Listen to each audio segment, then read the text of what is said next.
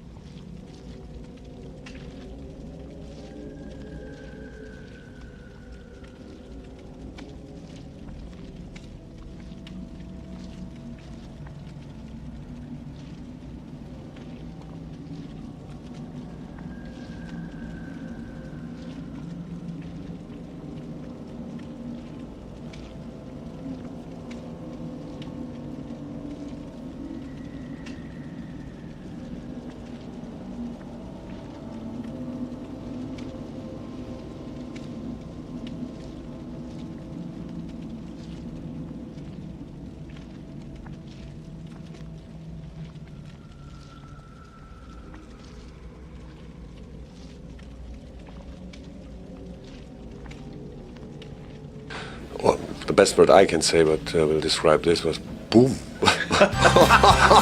Woo.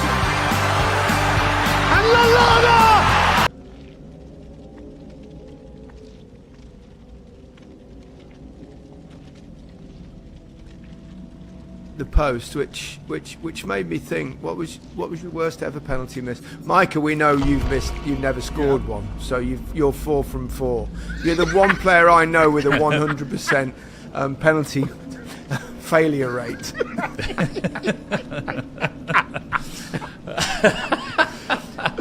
Not easy, are Micah? I will never disrespect you strikers again, honestly. Oh God, the emotion. Gary, what was your worst penalty miss, Gary? Was it that one at Wembley? It'd have to be, wasn't it? The attempted dink to equal Bobby Charlton's record. So it was painful. No, but hold on. Before you go on, Yeah. what on God's earth are you thinking? Exactly. Do you think I'm going to take any criticism from someone who's taken 4 and missed 4? Yeah, I suppose I should shut up. Now. Go on, I'll sorry. tell you exactly what I was thinking, right? I did homework on the goalkeepers when I took penalties, and I practiced the penalty that I was going to take in the game, and I'd seen 1 or 2 of the penalties that the Brazilian keeper, it might have been, was it Taffarel? I can't remember. Against that keeper, and he always dived really early, so I thought he's a classic goalkeeper to take a Panenka against, and I'd scored a couple of Panenkas before, and I scored some subsequently after that game, but I practiced them the couple of days before at the England training ground, which was then at Burnham Beeches, and when we stayed there, and I practiced the day before, but the pitches there were very bare. There was no grass, so I put it on the spot and I was dinking them down the middle, I used to practice without a goalkeeper because I didn't like to ruin my confidence if they kept saving them. So I practiced this penalty. Then come the day, I get a penalty. I was kind of whacked around the head and I put the ball on the spot. I thought I'd just do the dink. I was quite confident. And the grass. This is not an excuse. Actually, But it is an excuse. It's totally an excuse, Micah. Micah, I can tell you exactly because I was sat in the stand Laughing. watching. I was in the squad laughing. So it was. So anyway, and the grass there was a bit lush. It was a little bit like when you take a chip at golf from the side and it's nice bare lie, and then suddenly you get one that's the rough's a bit thick. So I kind of probably decelerated a little bit. Well, I mean, even though he still went early, the goalkeeper, I think he had time to go, run across his line, touch both posts, come back and pick it up by the time it got to him. So it was it was cringe. And at that stage, I thought, well, I've still managed to get past Bobby Charlton's record, but never scored again. So that was pretty painful. But how many games did you have after that penalty, Gary? Hardly any. You was in the Euro '92. We didn't really create anything in the Euros. We weren't a very good team, so it wasn't my fault. Oh, but anyway, what about yours worst one, Alan? Wasn't the one at Sunderland? Yeah, Sunderland. Keeper saved it. Thomas Sorensen. Yeah. That's what he's famous for, was saving my penalty. Well, come on, talk us through it. Come on, Alan. You can't just. I missed a penalty against Sunderland at the Gallagher end. We need to move on, guys. We haven't got the time. Come on, let's not talk about that. No, didn't the supporters respond at your house? Didn't they something? Yeah, they dumped a load of and straw and fish eggs and everything outside. 10-foot high mound outside my gate. Wow. The next morning.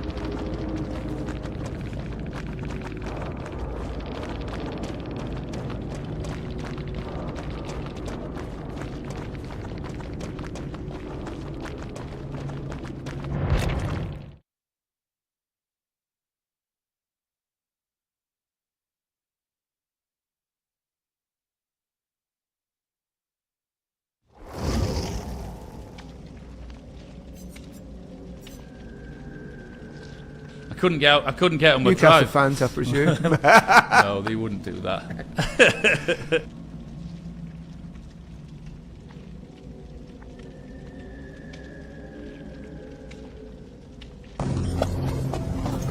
Get off the horse! Where you think you're going, old man? There's nothing down there. We made sure of that. What do you got there?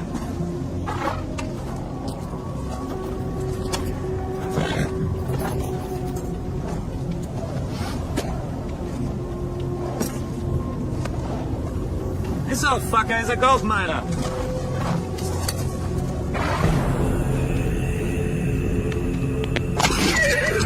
You got gold in those bags?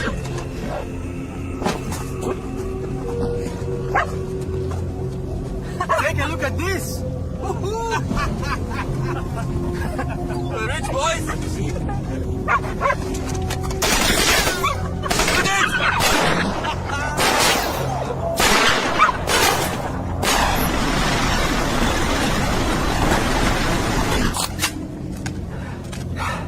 Get down on your knees.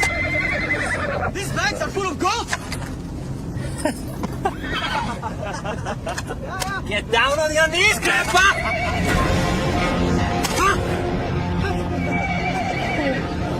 Shoot the fucker! Fuck him up!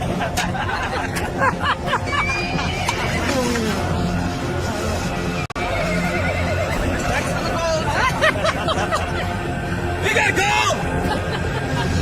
Thank you!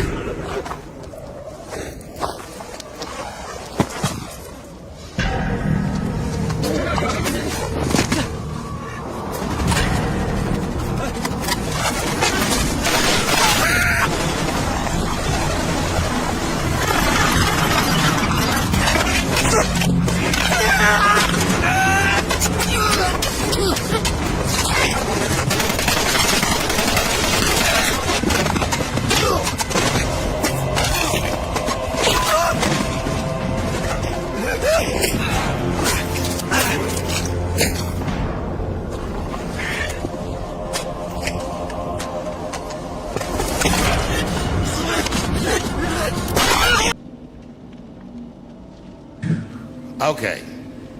Before I did Killing Them Softly, when I was 22, HBO gave me the biggest opportunity of my life at that time.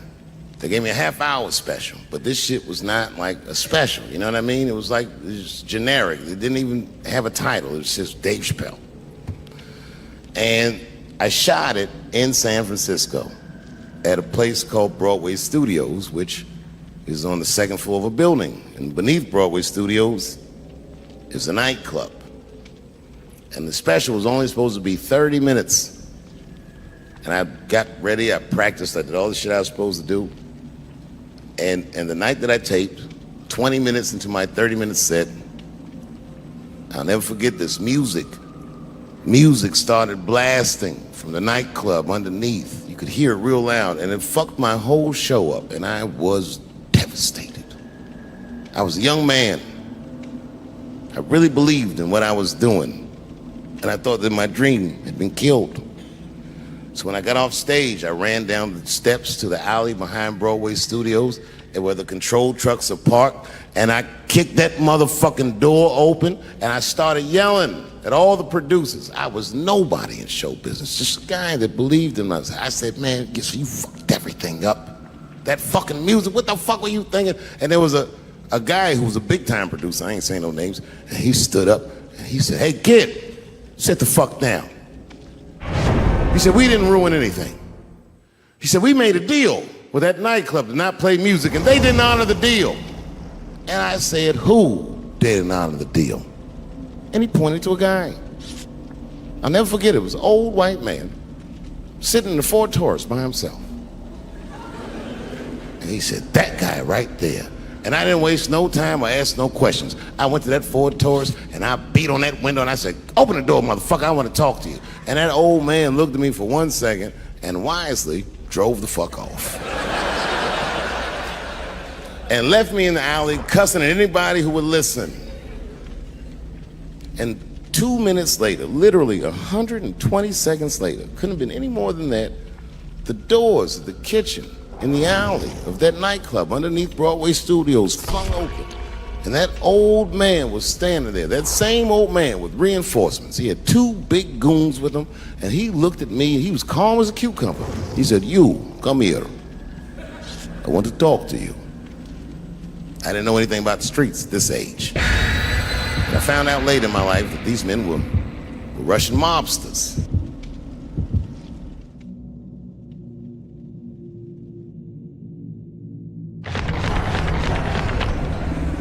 And I don't know what you guys know about the Russian mob, but these are the niggas that killed Denzel in Training Day.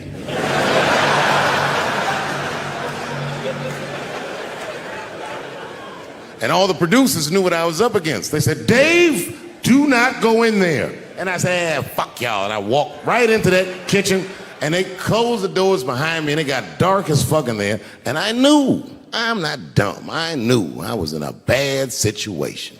But you have to understand, I believed in what I was doing, and I didn't give a fuck. Just kept cussing at these motherfuckers.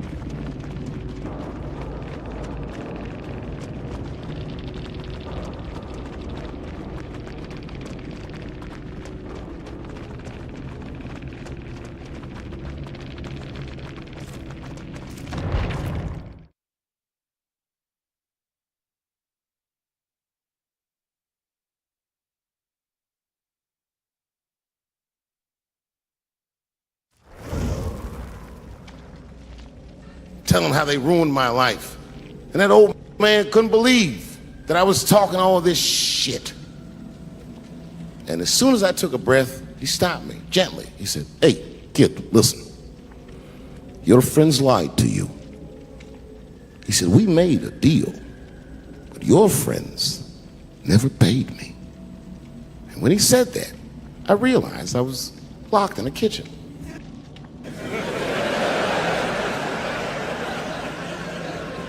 I realized he was telling the truth, which would make me wrong. And the very moment that I realized I was wrong, for the first time, I was afraid. You see, it's a funny thing if you believe you're absolutely right. You can get drunk off the feeling of how right you are. That's why gay people are so mean.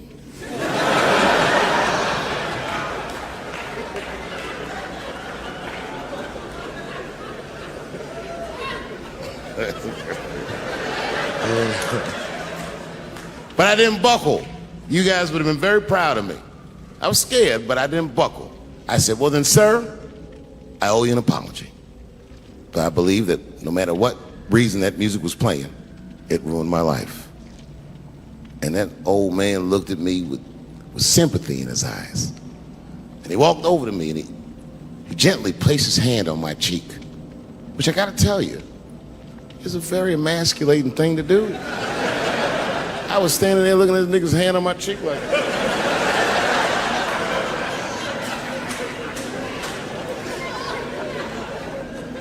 And he said, "You are a real man." And he tapped me on my cheek. Real soft. Just like that. The doors opened back up. The light from the alley flooded into the kitchen. And I just walked out alive. I lived to fight another day. And in that moment, I learned one of the most valuable lessons of my life, and I have to share it with you. And that lesson is this: in your life, in any given moment, the strongest dream in that moment wins that moment. I am a very powerful dreamer. Yeah, I'm not lying.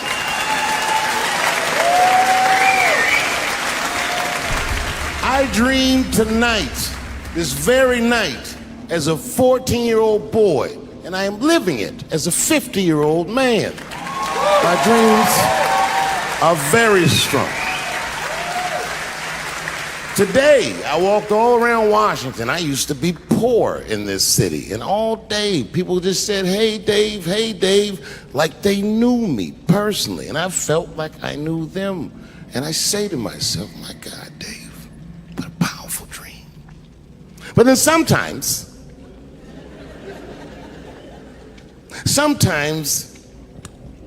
I feel regular. Just feel like myself. Maybe I'll smoke some weed and be in some nightclub and feel shy. But I'll look across a nightclub and I'll see some guy that no one's ever heard of. But this nigga worked all week and got bottle service. And his bitches bringing Moet with sparklers to him. I picture in my mind he's Persian. He's doing some kind of weird Persian dance. And he got 6 bitches at his table because he got so much liquor, and they all call him saying, go Cena, go Cena. And I'll be looking across the room like, oh my God, I'm in that guy's dream. I can hear him telling his friends, hey, how was the club last night? Man, that shit was fantastic. I had bottle service. I seen Dave Chappelle across the club looking at me like, ooh, who was that? And that's the trick to life. You have to be wise enough to know when you were living in your dream. And you have to be humble enough to accept when you're in someone else's. It's why I don't judge between Will Smith and Chris Rock. Because you guys look at them as big ideas, but I look at them as fellow dreamers. I can't judge between them because I see myself in both of them. I am Will Smith. I am the man that cannot take it anymore and will slap the shit out of the next person that says a crossword to me or somebody that I love. And I am Chris Rock. I am the man that can get slapped in front of the whole world and keep my composure so I don't fuck anything up. That is what men do. Men make boundaries. Men enforce boundaries. And men test boundaries. And no man tests more boundaries than a trans man.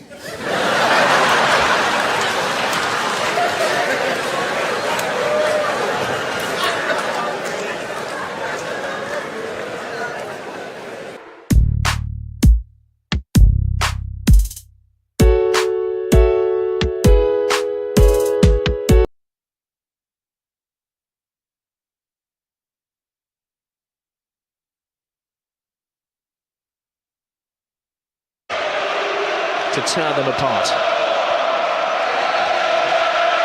Let the festivities begin. PK to Iniesta. Villa making a move. Pepe stretches again. Cristiano Ronaldo's got the ball. Cue the boos. Well handled by...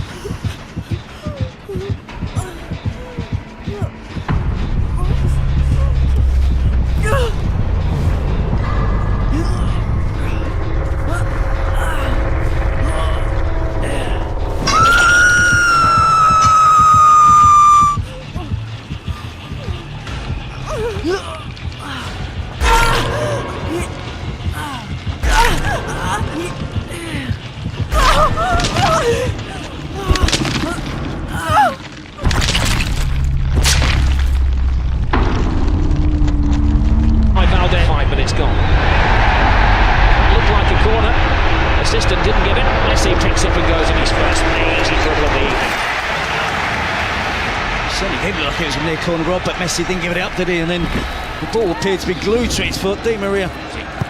Xavi striding across the six, clever free kick. It was a missed swipe from Alves. Now Messi flicks it in! Oh, wonderful attempt! Pure genius. He's in the mood. It took him 2 or 3 minutes, didn't it, to get in the game, but he certainly has now. Alves with the cross. It's all Barcelona in the opening stage of this game. They've got another to Alves. Fancies a shot from distance, and he had to see his concern. Oh no, he's drawn Puyol from his century post. A quadruple step over from Cristiano Ronaldo. And he loses Puyol, puts the cross in.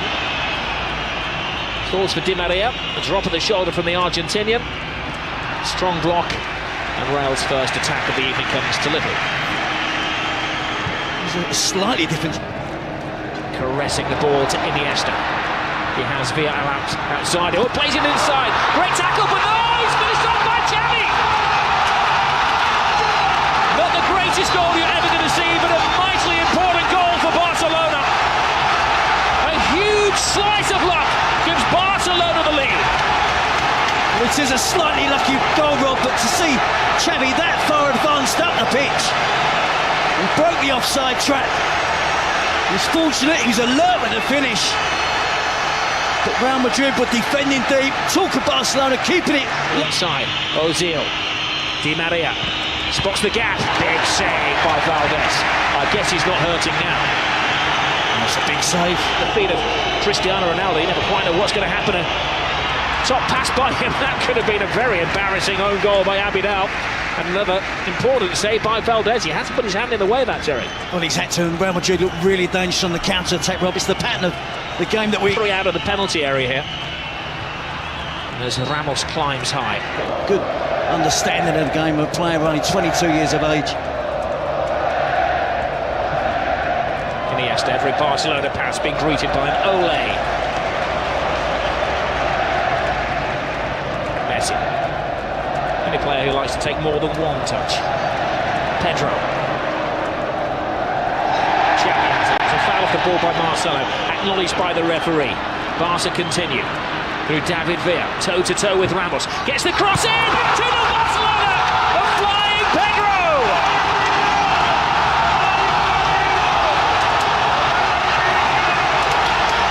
Jose's not smiling now. You have to just admire that football there. It was Ole after Ole. About 25 passes.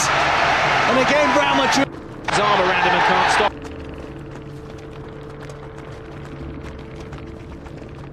Champagne for everyone!